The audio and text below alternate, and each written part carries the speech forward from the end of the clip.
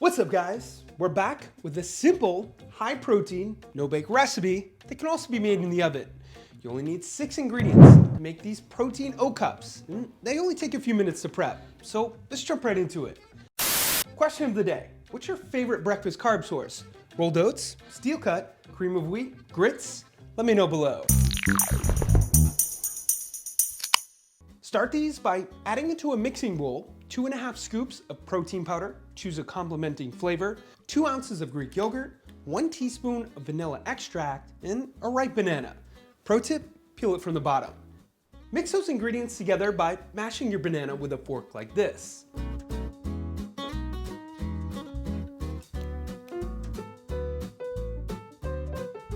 Next, add and mix in 1 cup of rolled oats. The next part is where you can decide what size cups you want. I'm going with this size today.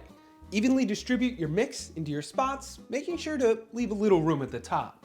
For your top layer, melt 4 tablespoons of sugar-free chocolate chips. I do this in around a minute using the microwave. Spread your melted chocolate over the top using a spoon. Don't forget that I include tips, the full macro breakdown, ability to print the recipes, and metric conversions for all my ingredients on the proteinchef.co, which is always linked up here or below in the description. Last, toss them in the freezer for 20 to 30 minutes. Now, if you want ones you can take with you, you can bake them on 350 prior to adding on your chocolate layer. Both ways are delicious. In the end, they should look like this.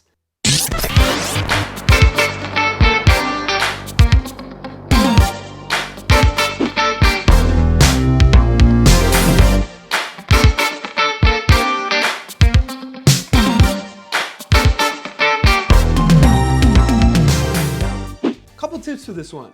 Number 1, top or add into them whatever you want.